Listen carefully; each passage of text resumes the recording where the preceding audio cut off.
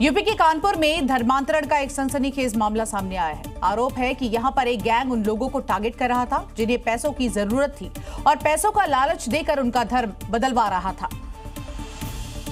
ये बिल्डिंग धर्मांतरण गैंग का वही अड्डा है जहां धर्म परिवर्तन का गोरख धंधा चल रहा था। नवाकांति सोसाइटी के नाम से चल रही संस्था की आड़ में गरीब और भोले भाले लोगों को पैसा देकर धर्मांतरण किया जा रहा था। यहाँ पर लोगों को लाया जाता था। पहले कुछ दिन तक तमाम सारी प्रलोभन दिए जाते थे, लालच दिए जाते थे, कई सारी अन्य चीजें बताई जाती थी। उसके बाद जो बाइबल है उसको पढ़ाया जाता था। यहाँ पर जो ईसाई धर्म की प्रार्थना होती है वो कराई जाती थी। धीरे धीरे लोगों को ईसाई धर्म की तरफ प्रेरित करने लगे।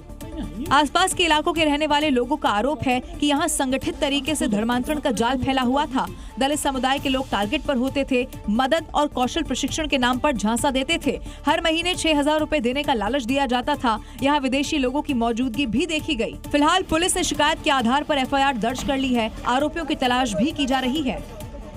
यूपी की अलीगढ़ मुस्लिम यूनिवर्सिटी का विवादों से पुराना नाता रहा है। देखिए हम ऐसा क्यों कह रहे हैं ये भी बता दें। जिस यूनिवर्सिटी में बुर्के और हिजाब पर बैन नहीं है वहां एक हिंदू स्टाफ के तिलक लगाने पर टोका टोकी होने लगी, जिसके बाद पीड़ित ने CM योगी से अब न्याय की गुहार लगाई है। आरोप लगाने वाला ये शख्स है पंडित आशीष शर्मा।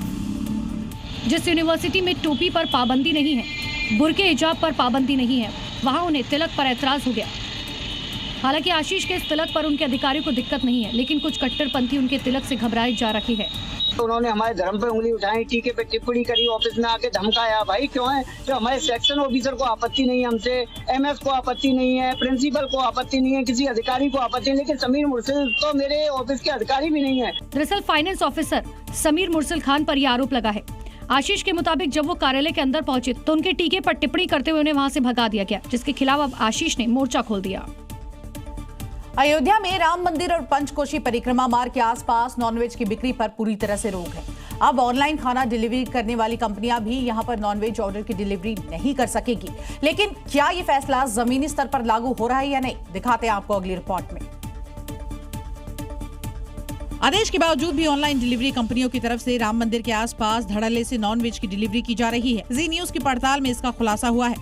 स्विगी से चिकन बिरयानी मंगवाया था और ये देखिए उसी स्विगी कंपनी का ये लड़का आया है। 364 रुपए ऑनलाइन हमने इसको डिलीवर भी किया है।